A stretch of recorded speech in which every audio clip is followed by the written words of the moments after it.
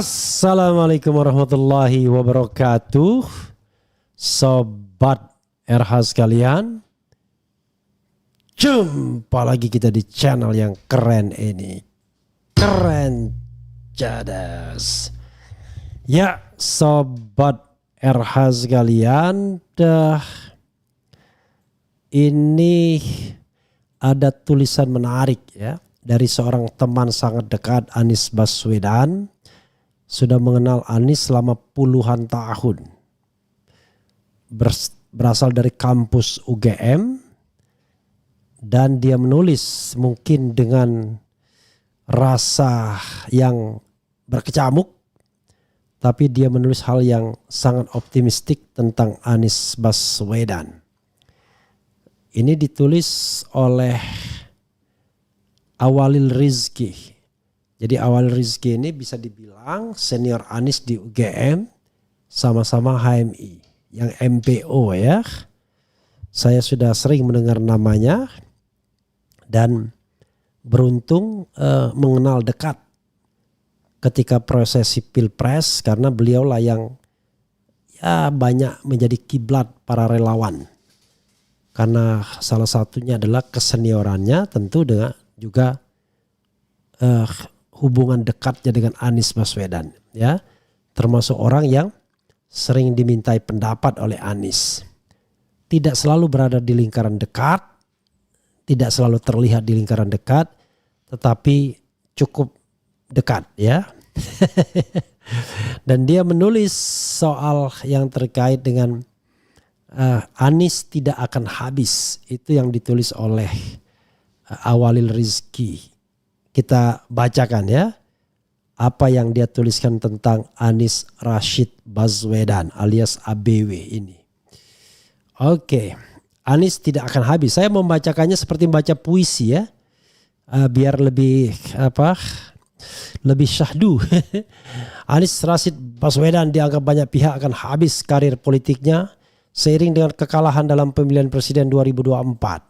Anggapan makin kuat ketika Anies belum bisa menjadi calon dalam kontestasi Pilkada Jakarta. Akan tetapi pandangan itu sangat mungkin salah berdasar rekam jejak hidup Anies selama ini.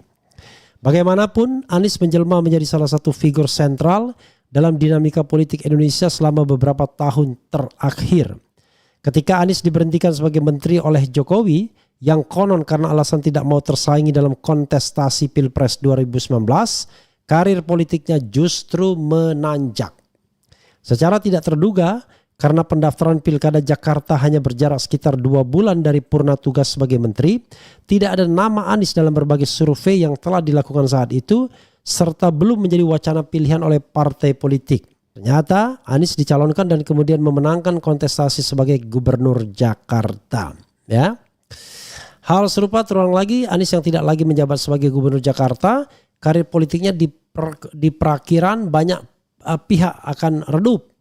Dia dianggap akan menghilang perlahan dari ajang politik karena tak punya jabatan publik dan tak menjadi tokoh partai politik. Namun Anies bisa melaju sebagai calon presiden meski hasilnya tidak optimal ketika seperti pilkada ya.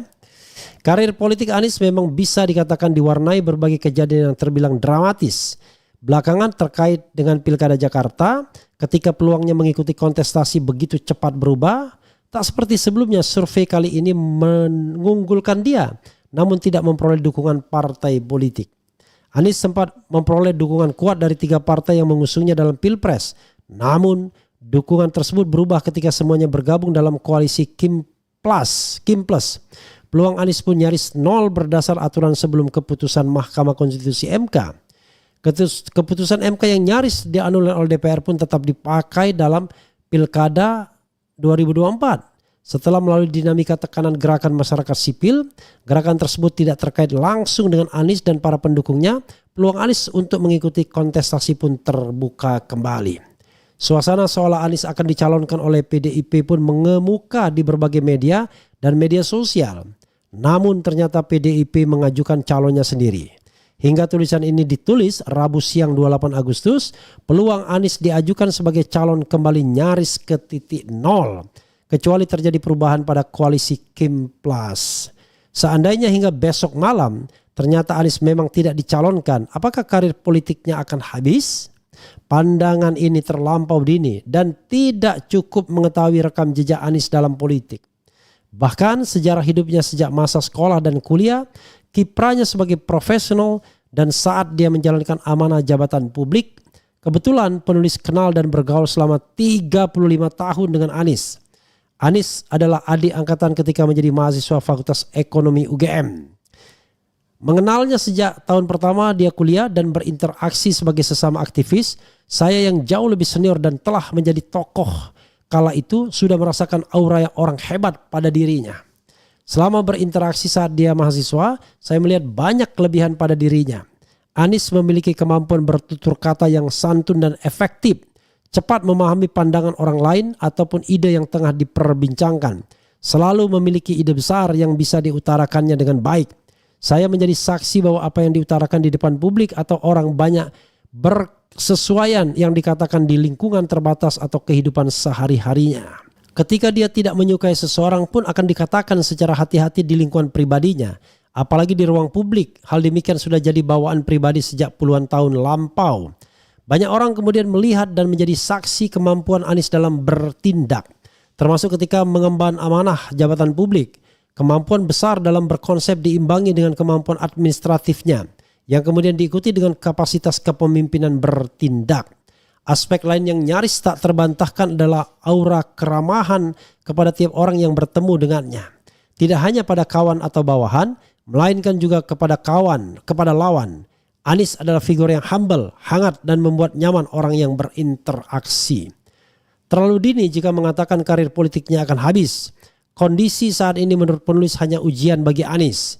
Jika dia tetap bahkan terus berkembang sebagai dirinya sendiri, seperti selama ini, maka soal waktu saja semesta akan kembali berpihak padanya.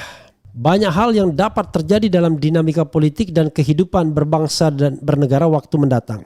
Selalu ada keajaiban dalam sejarah setiap bangsa.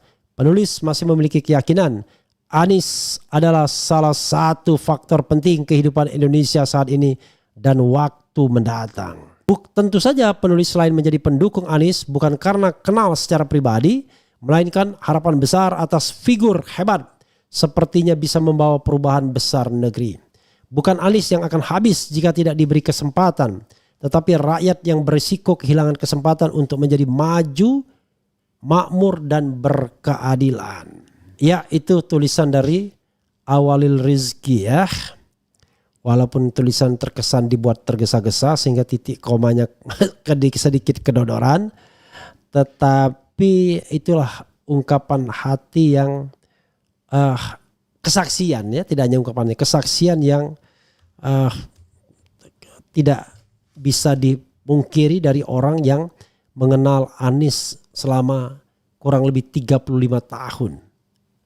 Bayangkan, jadi kalau dia 35 tahun mengenal Anies dan usia Anies sekarang 55 tahun, berarti dia mengenal Anies sejak usia 20 tahun ya.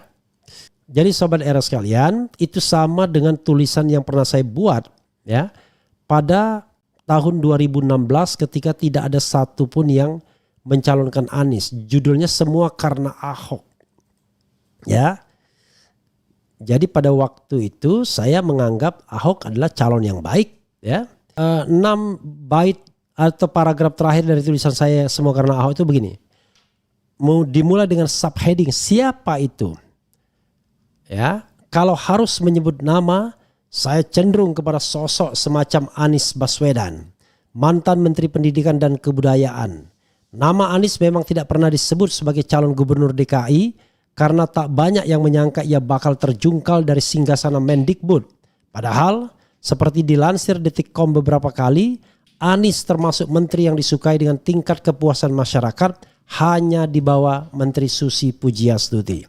Kendati demikian, Jokowi memilih untuk melengsarkannya untuk memberi jalan kepada kader Muhammadiyah masuk kabinet dengan portofolio yang selalu diincar selama ini. 2. Menteri Pendidikan. Namun Anies sesungguhnya tokoh yang bisa terus membesar bila mendapatkan kesempatan. Ia bahkan bisa menantang Jokowi dalam perhelatan Pilpres 2019 bila ada parpol yang mau mengusungnya. Sama seperti Ahok, saya meyakini Anies pun sosok yang baik. Keduanya mudah-mudahan a few good men, karena minnya jamak ya. Bagi saya pribadi tidak jadi soal siapa yang menang di antara dua orang yang dipersepsi baik ini. Ahok atau Anies akan sama saja bila memiliki komitmen anti korupsi yang kuat dan mau bekerja untuk membereskan Jakarta. Bukan penikmat jabatan yang hartanya tidak habis 7 turunan saat lengser dari kursi gubernur DKI. Negeri ini membutuhkan lebih banyak pemimpin-pemimpin yang kuat, baik dan berkomitmen. Jakarta 11 Agustus 2016, Refli Harun, akademisi dan praktisi hukum tata negara dan pemilu. Jadi sahabat sekalian, jangan sedih ya, karena kita harus husnuzon kepada Allah Subhanahu wa taala. Apapun yang terjadi itu karena kehendaknya, karena kita hanya disuruh berusaha. Soal hasil kita serahkan kepada Yang Maha Kuasa. Pasti ada skenario yang baik dari Yang Maha Penguasa. Wassalamualaikum warahmatullahi wabarakatuh. Keren cadas.